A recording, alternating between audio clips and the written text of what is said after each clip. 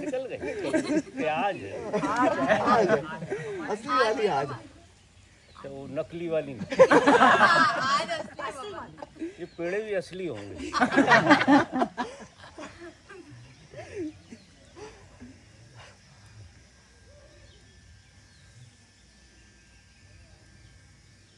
बस ऐसा ही दिल किया कि थोड़ा आप लोगों के साथ गप लगाते। 21 मार्च आ रही है अभी, 21 मार्च आ रही है शिवरात्रि। क्या बोल रहे हैं महाराज? 21 मार्च आ रही है कह रहा है। हैं? 21 मार्च 21 मार्च आ रही है। हाँ। तो क्या इरादा है तुम्हारा? तुम्हारा क्या इरादा? शिवरात्रि का इधर मेंटेन हो जाएगा। क्या बोल रहे हैं? शिवरात्रि को आप यहाँ नहीं थे ना, तो 21 को यहीं है, तो मैनेज हो जाएगा, ऐसा कह रहे हैं। वो तो सबको पता।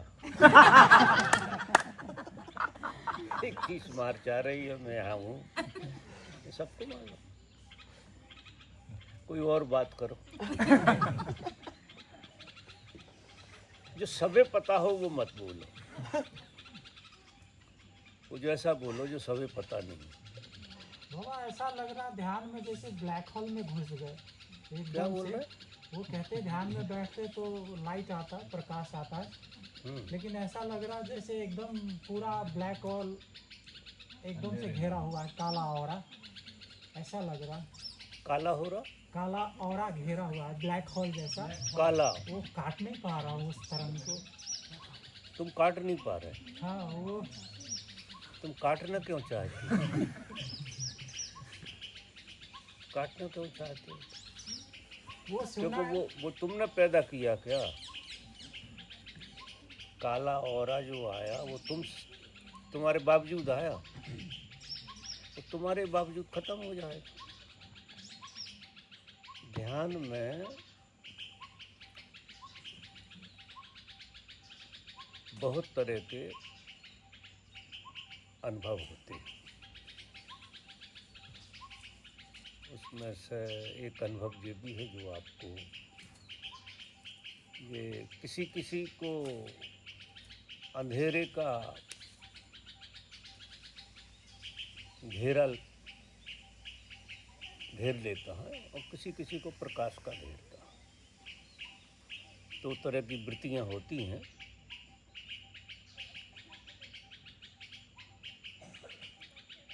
और ये कुछ बातों के संकेत होते हैं। जो भी घटता है साधक को, वो किसी चीज का संकेत देता है।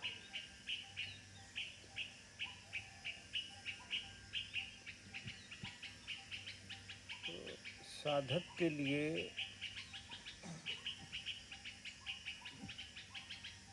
पहली बात, क्वेश्चन मार्क नहीं करना। क्वेश्चन उस पर नहीं डालना है कि ये क्या है। अब ये क्वेश्चन हो गया, इसको कैसे पार करूं, ये क्वेश्चन हो गया। जब तक तुम्हारे अंदर से क्वेश्चन उठते रहेंगे तब तक उत्तर नहीं आएगा।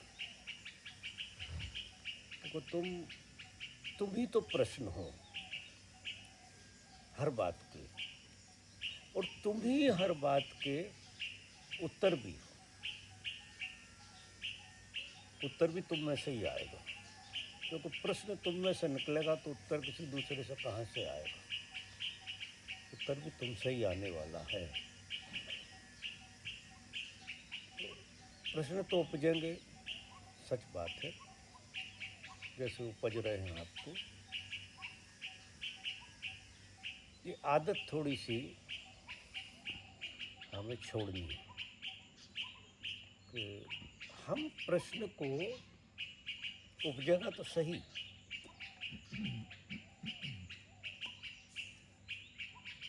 कहाँ से निकला है प्रश्न।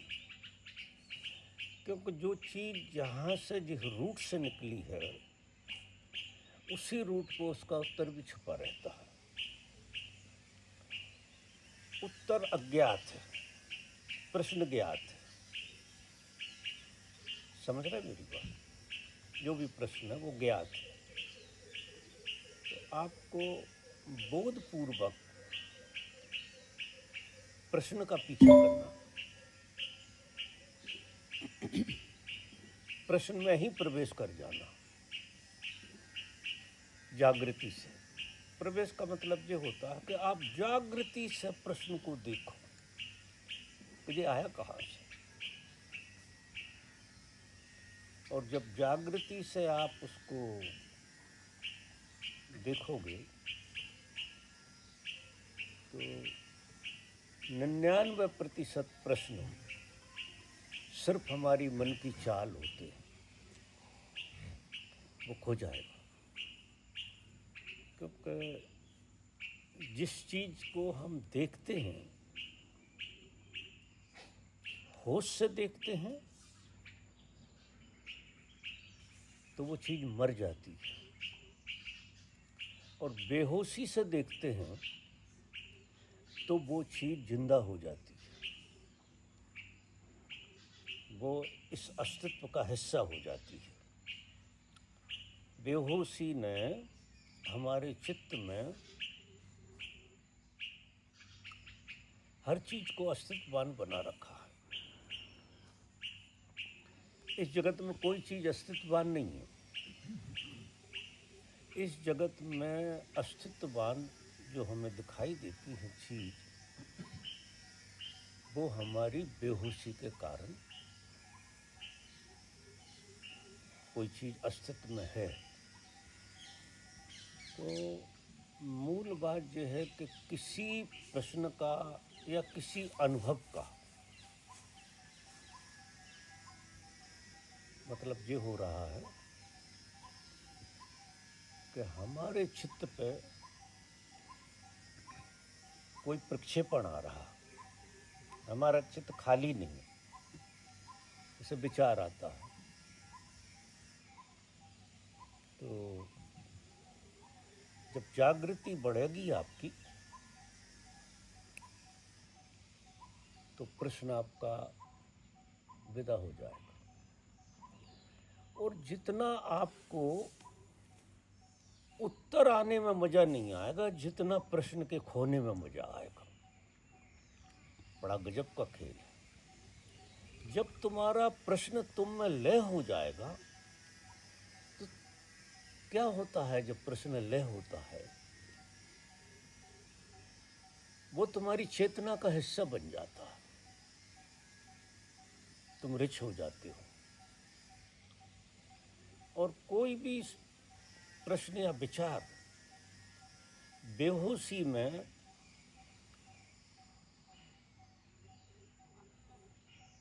ज़्यादा सघन हो जाता है, जीवंत हो जाता है,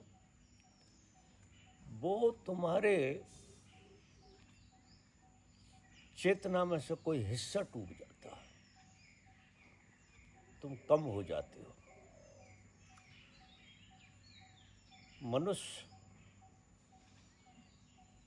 जिस तल पे खड़ा है वो मध्य में खड़ा है, बीच में।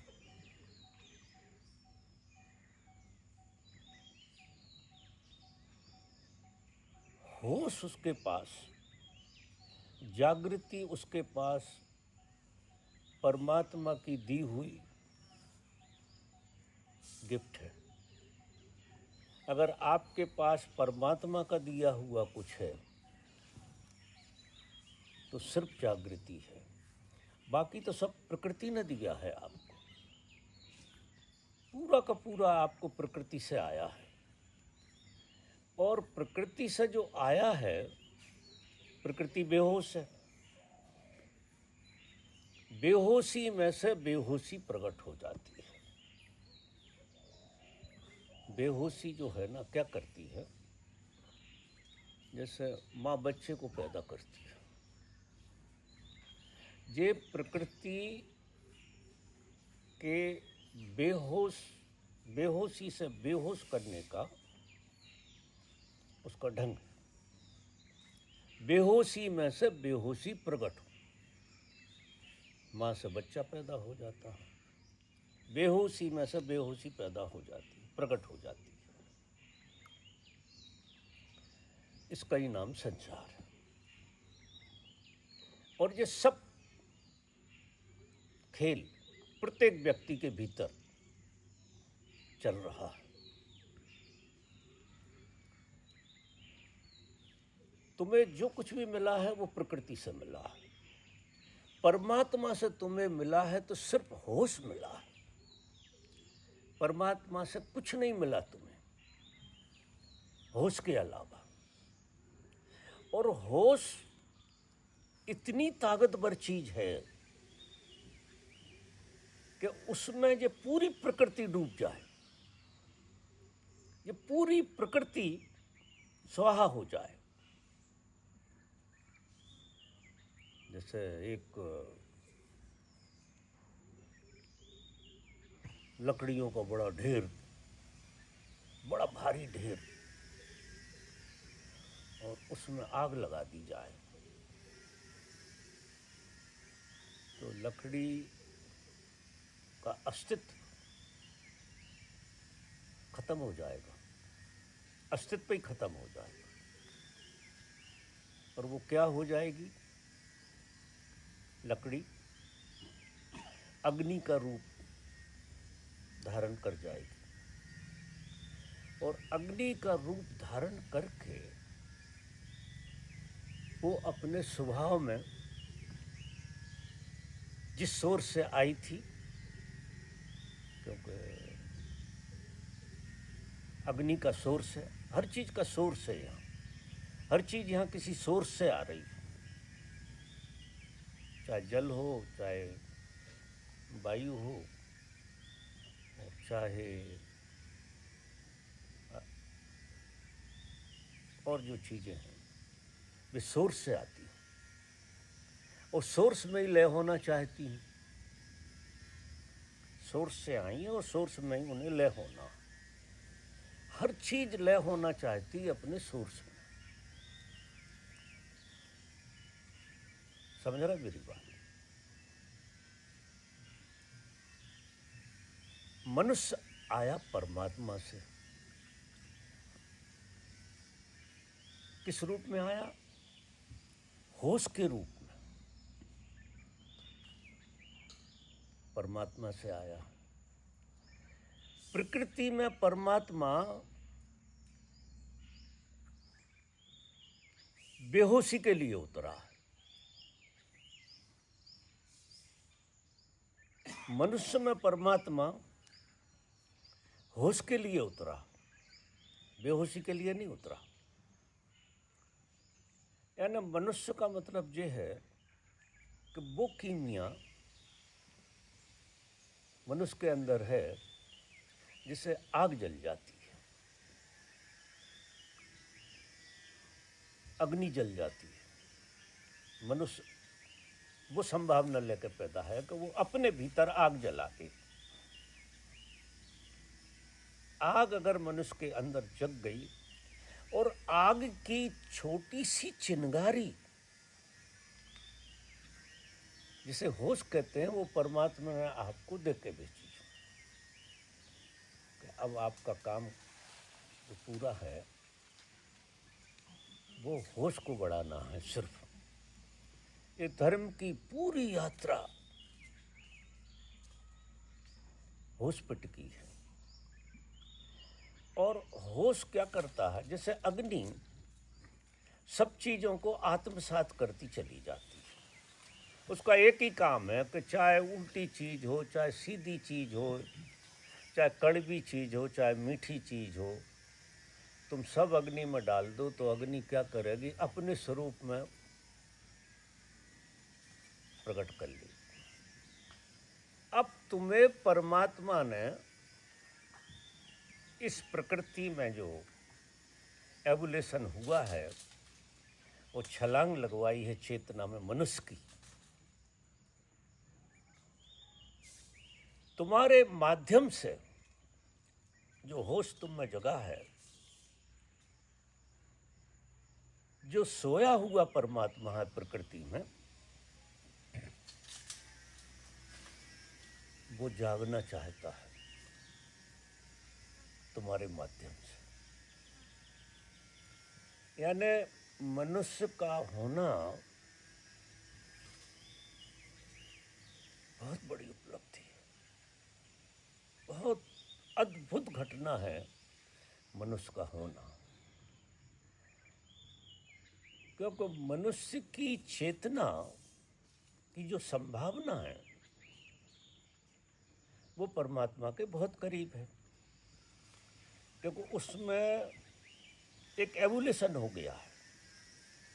एवोल्यूशन क्या हो गया है कि उसमें एक चेतना का हिस्सा जाग गया है। प्रकृति में चेतना का हिस्सा पूरा का पूरा सोया है, चेतना पूरी सोई है, तो अंधेरा ही अंधेरा है। जो सारी प्रकृति अंधेरे से भरी हुई है, जबरदस्त अंधेरा है प्रकृति में। मनुष्य ही एक ऐसी घटना है कि जिसके पास गहनतम अंधेरे के बाद भी चेतना है, एक प्रकाश है, एक बोध है, एक समझ है। तो ये जो अंधेरा हमें घेरता है ध्यान में, तो आप ये समझो कि आपका चित्त प्रकृति की तरफ उन्मुख हो रहा है। प्रकृति की तरफ उन्मुख होगे तो अंधेरा का अनुभव आपको होगा। प्रत्येक मनुष्य के भीतर जो अंधेरे की प्रतीति है वो सिर्फ इसलिए है कि उसकी चेतना अंधेरे से निकली है और अंधेरे से निकल के उसमें एवोल्यूशन हो गया है, वो प्रकाश में कन्वर्ट हो गई है। फिर भी वो अंधेरे की यादों को नहीं मिटा पा रही। अंधेरे की यादें बड़ी प्रगाढ़ हैं। जब हम कभी कुछ और रहे होंगे, अंधेरे में विश्राम बड़ा अच्छा, अंधेरा पूरा विश्राम पूर्ण है, पूरा विश्राम। एक पत्थर है, परम विश्राम में डूबा हुआ है एक पत्थर। फिर ये चेतना धीरे धीरे, बहुत धीरे धीरे, लाखों सालों में जाग के पशु पक्षी पेड़ पौधों में कन्वर्ट होती है बिना बोध के। ये प्रक्रिया है उसकी, ये अंधेरे में डेवलपमेंट होता है उसका। और अंधेरे में डेवलपमेंट होते होते होते होते इसकी छलांग मनुष्य में लग जाती है, ये मनुष्य हो जाता है। तो मनुष्य को अंधेरे का जो अनुभव है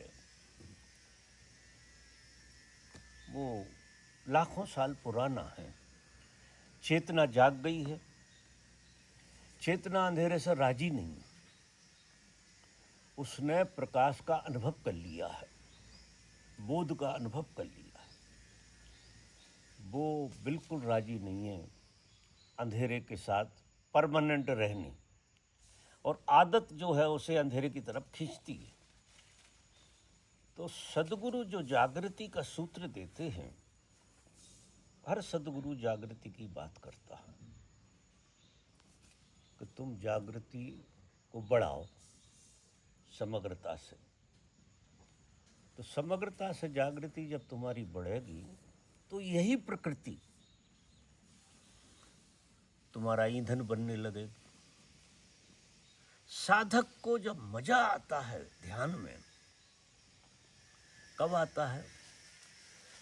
अभी प्रकृति चेतना को अपनी तरफ खींच रही है, क्योंकि चेतना उसी की याद से भरी हुई है।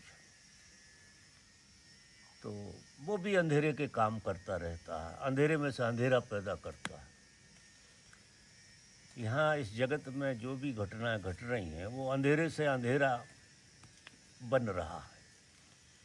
ये तो प्रकृति का नियम है, और अगर हम पूरे प्रकृति के नियम को जी रहे हैं, वो परमात्मा के नियम को ना के बराबर जी रहे हैं, तो अंधेरे से अंधेरा ही बनेगा हमसे। आखिर तुम बना नहीं सकते हो, लेकिन तुम्हारी चेतना ऐसा अनुभव करेगी अंधेरे को। और अंधेरे में विश्राम बहुत है, इसलिए रात सोना आदमी को सबसे अच्छा लगता है। नींद ना आए तो आदमी को ये लगता है कि सब बिगड़ गया। नींद आपको,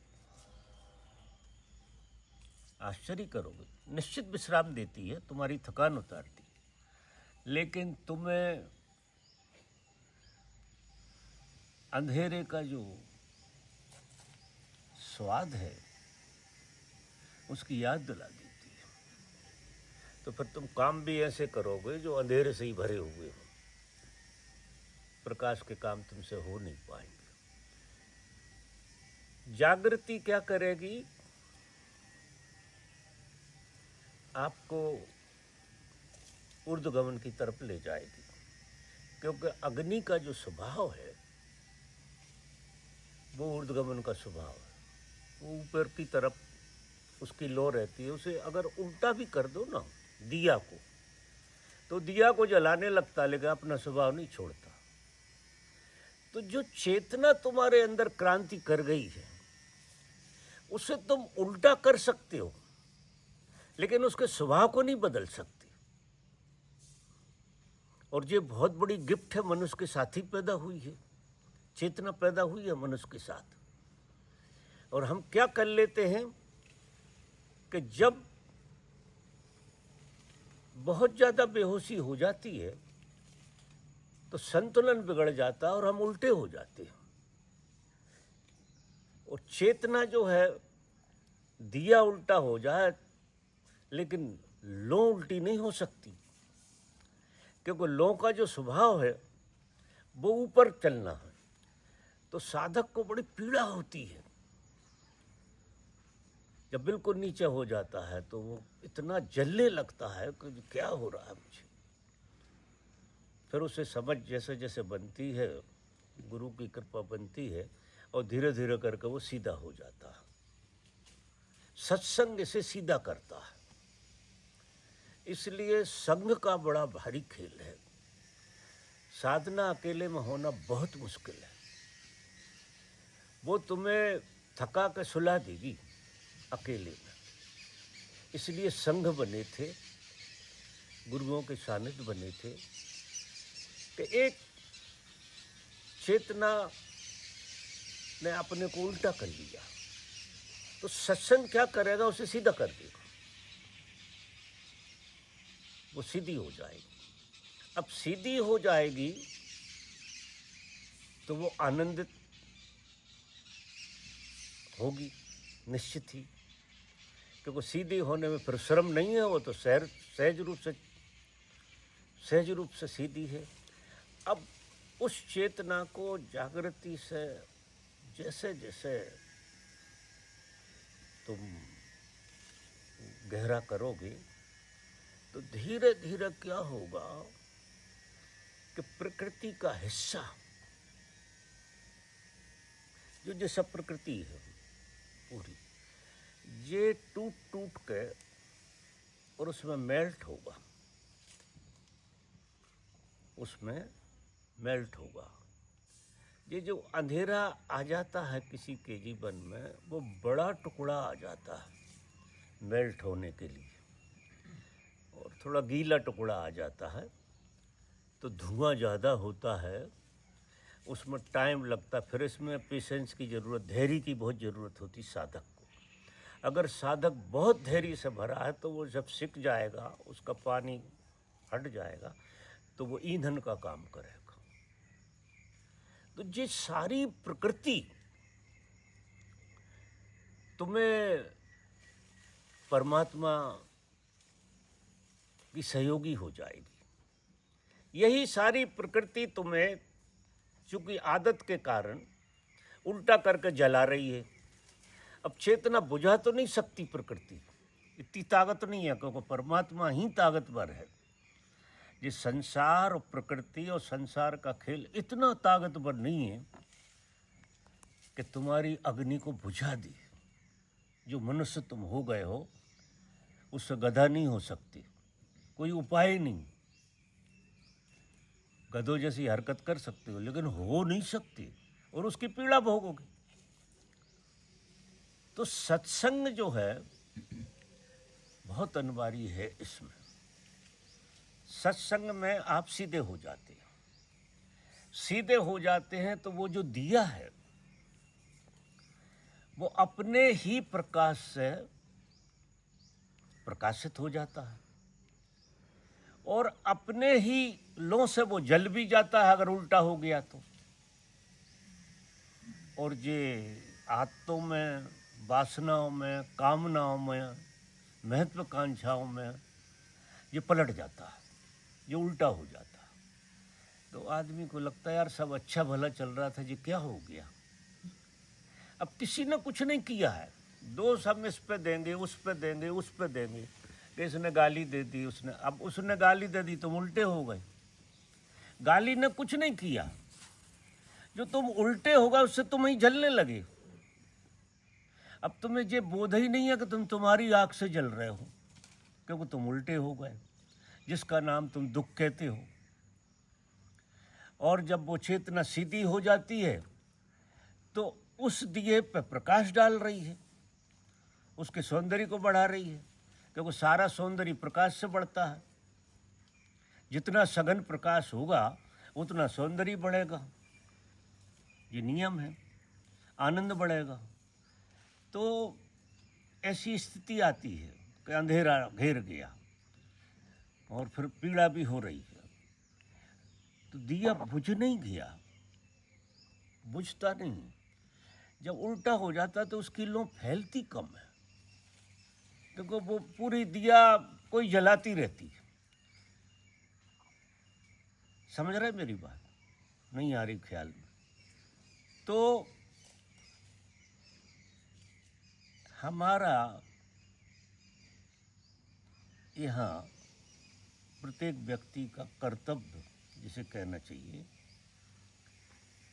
ये होना चाहिए संघ में,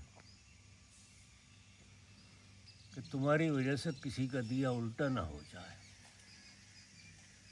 तो संघ में एक व्यवहार बहुत मधुर और एक दूसरे के लिए समर्पण। अब इससे फायदा क्या होगा कि संघ जब यात्रा करता है तो पूरा संघ आपको सहयोग करता है। जितने लोग हैं वो आपको सहयोग करते हैं। जिसमें जो आदमी ज़्यादा जागृति की यात्रा करता है उसको संघ की बहुत ऊर्जा, क्योंकि प्रत्येक व्यक्ति की जो चेतना है वो प्रज्वलित होना चाहती है, और जो प्रज्वलित होता है वो उसके प्रेम में पड़ जाती है, और प्रेम में पड़ने से वो और प्रज्वलित होती है। वो किसी वासना के कारण प्रेम में नहीं, जो चेतना का प्रकाश, जैसे अपन सबके छोटे छोटे दिए जल रहे हैं और एक दिया जिसका ज़्यादा जल रहा है तो सब दियों का प्रकाश उसमें मेल्ट हो जाएगा, क्योंकि प्रकाश में भेद नहीं रहता, वो ऐसा हो जाता है। हम साधना ऐसे मानते हैं कि हम व्यक्ति कर रहा है, ऐसा नहीं। यही विडंबना भी है कि व्यक्ति अकेला साधना कर रहा है, ऐसा नहीं है, समष्टि साधना कर रही है तुम्हारे माध्यम से। अब तुम्हारा उत्तरदायित्व कितना है जागृति का, इसलिए मैं ये शब्द कह रहा हूँ कि कितना उत्तरदायित्व है कि अगर तुम्हारी यात्रा रुकती है तो ये समष्टि की यात्रा ठहर जाती है। तो तुम्हारी यात्रा को हर हालत में ये जवाबदारी होती है प्रत्येक साधक की कि तुम इतनी ईमानदारी से तुम्हारी यात्रा को बढ़ाओ कि तुम्हारा कल्याण हो और तुम्हारे साथ जो संघ चल रहा है, जो समष्टि चल रही है, उसका भी कल्याण हो। इसलिए वो कहते संघम शरणम गच्छामि, बुद्धम शरणम गच्छामि, धम्मम शरणम गच्छामि, जो बात कहते हैं। बहुत दिनों से साधक साधना करते हैं और उनको ऐसा लगता है कि कुछ हो नहीं रहा है,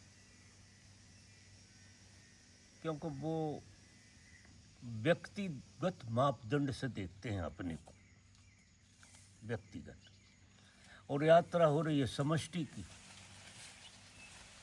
अब समष्टि में क्या होता है कि गीली लकड़ी हैं, होली में कुछ गीली लकड़ियाँ आ जाती हैं, तो होली की जो लो हैं थोड़ी देर के लिए कमज़ोर हो जाती है, क्योंकि गीली लकड़ियाँ डालती हैं। अब हम सब एक तरह से होली में ही खड़े हैं। आप होली हो ये मान लो, आपने अपने को समर्पित कर दिया प्रकाश के लिए। परमात्मा का समर्पण का मतलब ये है कि आपने प्रकाश के लिए आपको समर्पित कर दिया। और प्रकाश क्या करेगा? जो अग्नि है वो अग्नि क्या करेगी? अग्नि की लो क्या करेगी कि तुम्हें बदल देगी, तुम्हें मिटा देगी, तुम्हारे अस्तित्व को मिटा देगी और तुम्हारे स्वरूप को पैदा कर देगी, तुम्हारे स्वभाव को पैदा कर देगी, प्रकाश बना देगी। वही अग्नि छुपी थी लकड़ी में, और वही अग्नि, वो लकड़ी अग्नि की तरफ चली गई तो क्या हुआ कि वो लकड़ी प्रकाश में कन्वर्ट हो गई। ये केमिस्ट्री दिखती है ना अपन को। इसलिए आग का बहुत धर्म में उदाहरण दिया जाता है। आग की बहुत बात करी जाए। पहले तो लोग आग की ही पूजा करते थे धर्म के लिए, क्योंकि आग एक ऐसा प्रतीक है कि बुरा भला नहीं देखता। आग बुरा भला नहीं देखती, सबको जला डालती है और प्रकाश बना के सोर्स में पहुंचा देती है। जैसे सूर्य से निकलता है सब, जो भी अग्नि है वो सूर्य से निकली, उदाहरण के लिए कह रहा हूँ। इस सूर्य में इले हो जाती। वो आपने एक उदाहरण सुना होगा कि एक लड़का दिया लेके आ रहा है, तो वो एक साधु कोई था, बाईजी था कोई ऐसा, तो उसको खुजलाहट होती थी हर एक से प्रश्न करने। तो उसने उससे पूछा कि जी जिसमें जो लो जल रही हुई आई कहाँ से गई? तो उसने फूंक मार दी कि अब तुम बताओ जी गई कहाँ। तो वो ठंडा हो गया कि उसे ये पता ही नहीं कि ये कहाँ चली गई, और जिसे ये पता नहीं है कहाँ चली गई, उसे ये पता भी नहीं है कहाँ से आई। बकवास कर रहा था। तो मेरा कहने का मतलब ये है कि अग्नि का बहुत बड़ा खेल है, और अग्नि हमारे अंदर जल रही है प्रकाश की तरह, लो की तरह है। वो लो जल रही है हमारे भीतर। बहुत धैर्य और बहुत प्रेम से तुमको जीना है, और तुम्हें इस यात्रा का हर आदमी को शिखर बनना, इस यात्रा का शिखर बनना है आपको। आप ये मत सोचो कि ये यात्रा केवल आप कर रहे हैं, आपके माध्यम से समष्टि कर रही है। जब ये भाव आ जाए कि समष्टि यात्रा कर रही है मेरे साथ, तो आपकी जवाबदारी और आपका बोध समग्रता से आप में बनेगा। जैसे समष्टि आप अपने शरीर को मान लो, इस शरीर को आप समष्टि मानो, ये समष्टि का ही मिला जुला एक स्ट्रक्चर खड़ा हुआ है। यात्रा यहाँ से शुरू होती, फिर ये फैलती। तो मैं आज भी किसी को बता रहा था कि हम अभी तक ध्यान करते हैं, जो भी ध्यान करते हैं, उस ध्यान में हम बहुत गहरे में डूबना चाहते, मिटना नहीं चाहते, डूबना चाहते। ये मन का बहुत चालाकी वाला खेल कि वो डूबना चाहता, मिटना नहीं चाहता। तो वो क्या करता है कि एक कोना पकड़ लेता है जागृति का। तो उस कोने के माध्यम से आपने सांस पकड़ ली, कुछ पकड़ लिया, उस कोने के माध्यम से वो किसी जगह पर डूब जाता है। अभी 3-4-5 दिन पहले उस लेक्चर में बहुत अच्छे से कह रहे थे कि उसमें जो मन डूब जाता है, वो मन कितने ही डूब जाए, वो जब ध्यान से लौटोगे तो वो खड़ा हो जाएगा। बहुत सारे साधक डूब रहे हैं और जैसे ही ध्यान के बाहर आते हैं तो मन फिर खड़ा हो जाता है और विपरीत परिस्थिति आती है, उससे वो झगड़ा करने लगते हैं। और जो रियल सूत्र है वो ये है कि आपको फोकस की तरह ध्यान नहीं लगाना। हम तीसरी आंख पर लगा रहे हैं तो उसमें क्या हो जाता है कि जागृति की एक सघनता बन जाती है, उसमें विचार झीणे हो जाते हैं और मन, क्योंकि जैसे जैसे जागृति बनती है साधक को, वैसे वैसे उसके शरीर से परमात्मा का रस प्रकट होता है, परमात्मा का रस। और वो रस में मन डूब जाता है।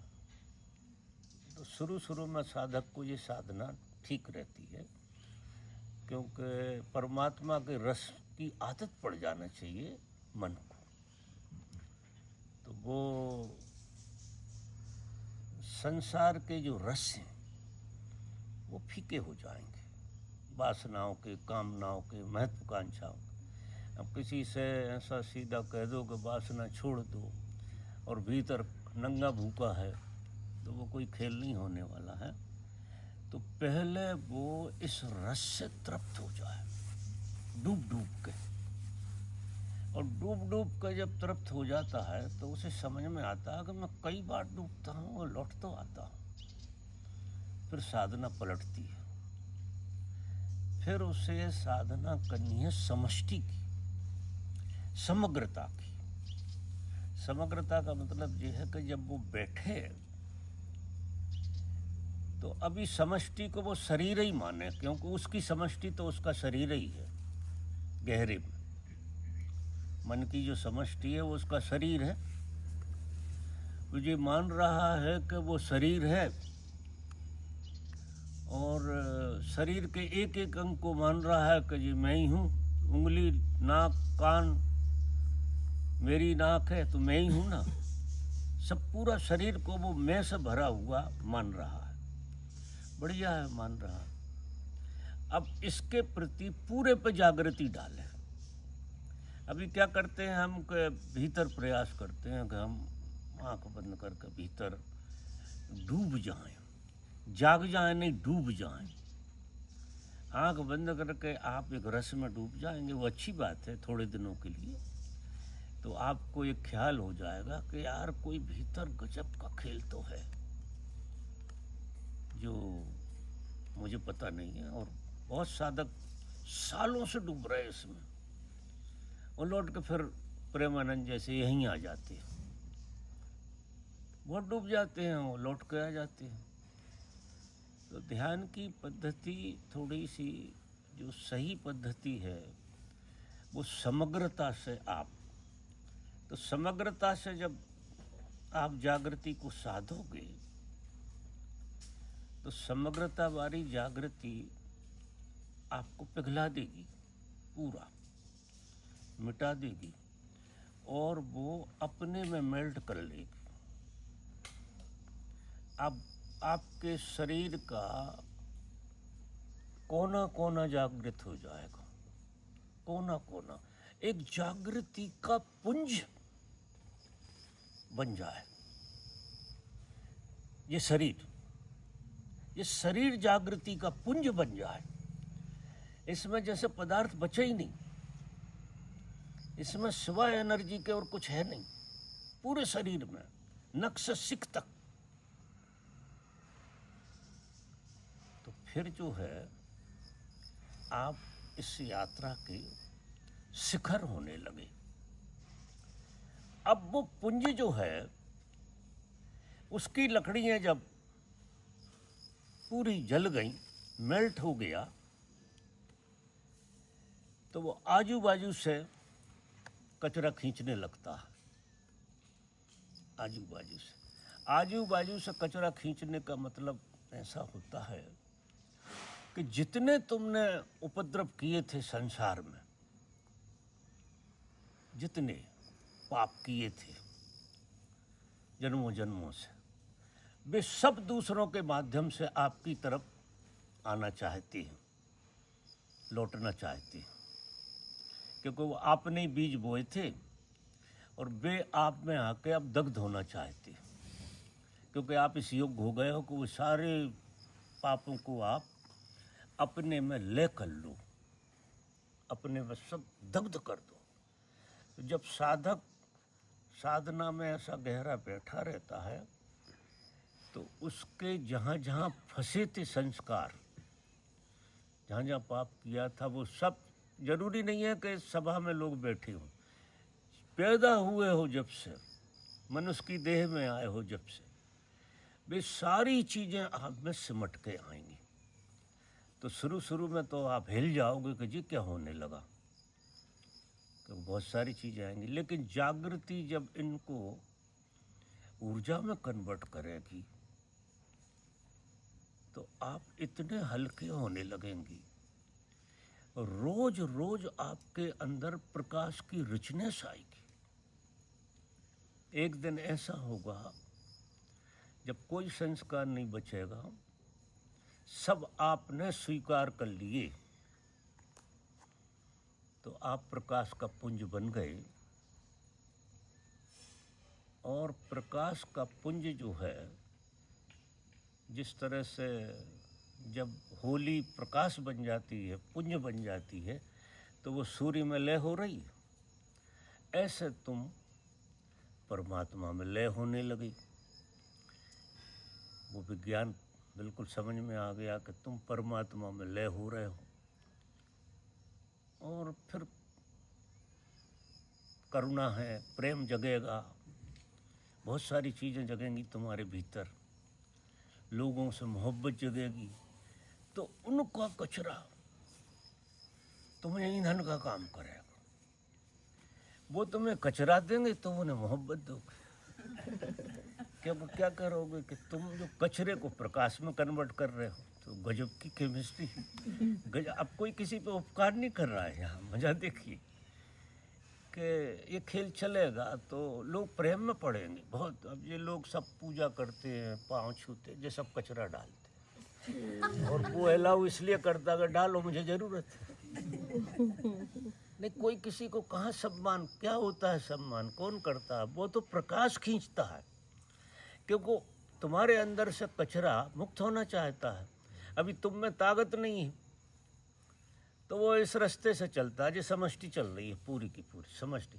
अब इस समष्टि में धीरे धीरे करते करते, छोड़ते छोड़ते, तुम्हारे अंदर कचरा जलते जलते जलते, और तुम भी उस लायक हो जाओगे, जब तुम दूसरों का कचरा भी जलाने की क्षमता तुम्हारे अंदर आएगी, तब तुम्हें मोहब्बत जिसे कहते हैं वो घटेगी, गजब की मोहब्बत घटेगी। हर आदमी तुम्हें इतना प्रिय लगेगा, उसके दोष आप में बिल्कुल नहीं दिखेंगे, उसकी संभावना दिखेगी।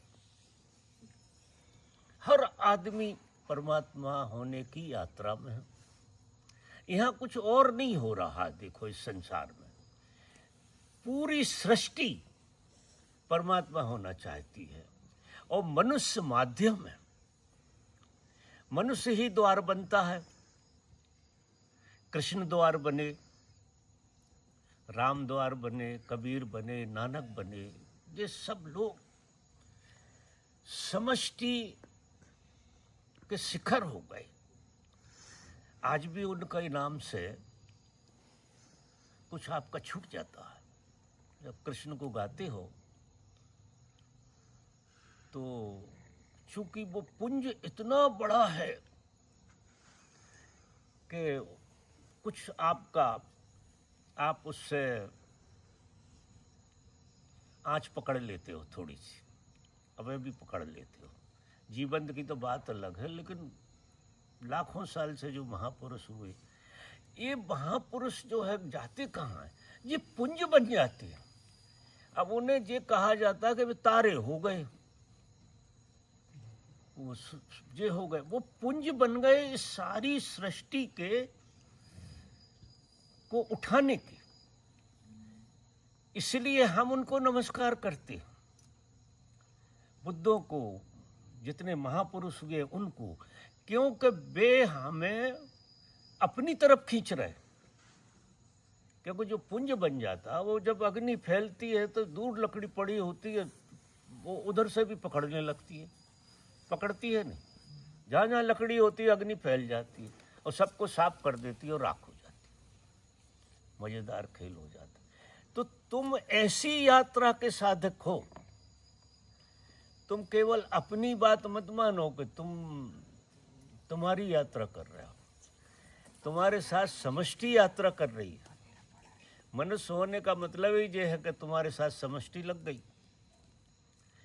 अब फर्ज ये है कि जितनी जागृति से अपने पुंज को इतना बढ़ा लो कि ध्रुव तारा होना है तुम्हें। ये वासना नहीं, ये उपलब्धि है, ये उपाधि है। तो ये सारी सृष्टि एक दिन जब ऐसी बहुत सारी चेतनाएं कृष्ण जैसी अस्तित्व में काम कर रही हैं और हमें सबको खींच रही हैं, तो एक दिन ऐसा आएगा कि ये सारी सृष्टि, जिसे प्रलय कहते हैं ना, ये सारी सृष्टि, पूरी प्रकृति पुंज बन जाएगी, परमात्मा में लय हो जाएगी। जिसे अपन उस खेल की कड़ी हैं एक। तो आप कितनी जवाबदारी है आपकी मनुष्य होके।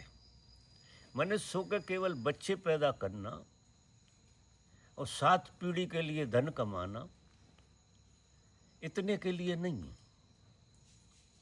उसमें कोई भी पुण्य काम नहीं कर रहा। आप पुण्य का काम कुछ भी नहीं कर रहे उसमें। वो तो अंधेरे में से अंधेरा पैदा कर रहे हो। आपने अंधेरे को बढ़ाया है, घटाया तो नहीं है। और मनुष्य जो है उसका जन्म हुआ है अंधेरे को प्रकाश में कन्वर्ट करना। तमसो मा ज्योतिर्गमः, अंधकार को आप प्रकाश की तरफ ले जा रहे हैं। हम ऋषि से प्रार्थना करते हैं पहले कि तमसो मा ज्योतिर, मुझे अंधकार से प्रकाश की तरफ ले चल। अब आपने अगर जी प्रार्थना सच में की है तो आप मिटने तैयार तो हो, क्योंकि अंधकार प्रकाश की यात्रा करेगा तो उसे मिटना तो पड़ेगा, पहली शर्त है।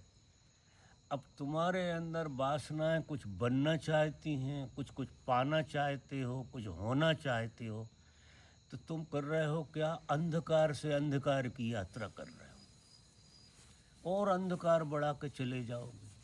4 मकान और घर के बना लोगे दिखाने के लिए। अब इसमें क्या हो जाएगा, अंधकार और बढ़ा लिया आपने, और तो ज़्यादा किया नहीं। और हमें प्रकाश से प्रकाश की यात्रा के लिए पैदा किया गया है। तो तमसो माँ ज्योतिर्गमय, अस्तो माँ सद्गमय। हम वो फैक्ट्री बन जाएं कि असत्य हम में सच में कन्वर्ट हो जाए, असत्य सत्य बन जाए, अंधेरा प्रकाश बन जाए, और मृत्यु अमृत बन जाए। तो पहले अंधेरा प्रकाश बनेगा, फिर असत्य सत्य में कन्वर्ट हो जाएगा, और फिर मृत्यु अमृत में कन्वर्ट हो जाएगी। 3 ही बातें ऋषियों ने कही कि मनुष्य जो है उसकी ये संभावना है, अस्तो माँ सत्यमय, मृत्योर्मा अमृतगमय, तमसो माँ ज्योतिर्गमय। हम गीत गा लेते हैं, लेकिन वो गीत आपको सिर्फ गाने के लिए ऋषियों ने नहीं कहा है, होने को कहा है। अभी आप परमात्मा होने के लिए हैं यहाँ, और संघ आपके लिए बहुत सहयोगी है। मोहब्बत इसमें बहुत सहयोगी है। मोहब्बत से जिया जाए। मोहब्बत से जीने का मतलब, यहाँ भी अगर कोई किसी का दिया उल्टा करने की सोचे तो फिर वो गलत जगह पे आ गया है, थक आकर भाग जाएगा। कम से कम इतना पुण्य तो करो कि अपने व्यवहार से किसी के दिए को जो उल्टा होने के लिए तड़फ रहा है, तुम तो मत करो यार उल्टा। वो अपने मन से कर ले, वो अलग बात है। तुम ऐसी हरकत मत करो कि उसका दिया उल्टा हो जाए, नहीं तुम्हें उसे सीधा करना पड़ेगा और उसकी अग्नि तुम्हें भी भोगना पड़ेगी। समझ रहे मेरी बात? तो अंधेरा अगर आपको घेरे है तो कहीं ना कहीं आप प्रकृति की गिरफ्त में है। जागृति को थोड़ा और बढ़ाओ और अंधेरा प्रकाश बन जाएगा।